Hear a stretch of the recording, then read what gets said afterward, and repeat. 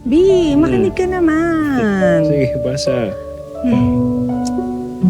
Pananalig at katapatan, huwag tatalikuran. Ikwintas sa leeg at itanim sa isip.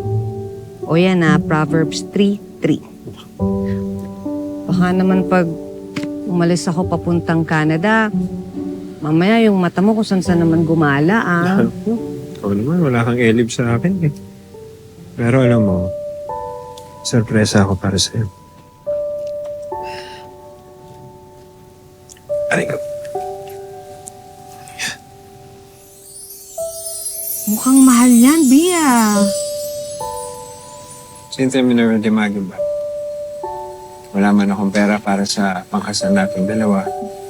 Pero kahit na pumunta kami sa dulo ng mundo, mamahalin kita, pati na rin ang magiging anak natin.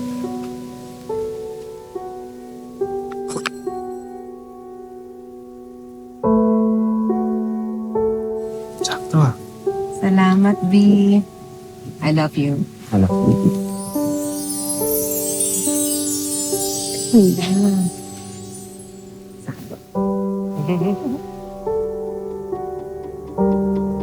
Hoy, Tonyo!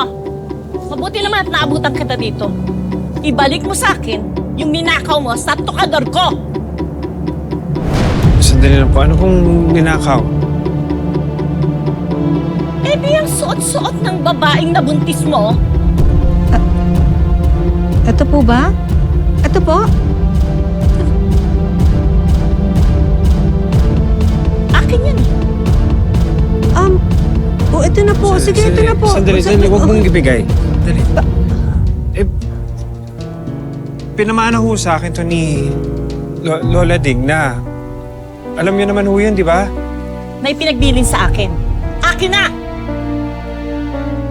Ito na po. Huwag na, nakakahiya.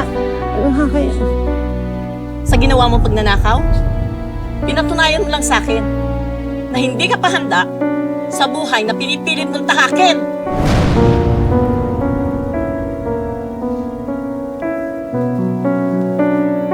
B naman. Ba't mo naman ginawa yun? Eh, pamana naman talaga sa akin yan. Gahaman lang talaga yung mga kamag-anak ko. Pasensya ka na. Pero, pero hindi naman natin kailangan ng kwintas o sing-sing para patunayan na loyal tayo sa isa't isa, di ba? Pangako lang. Sapat na, B.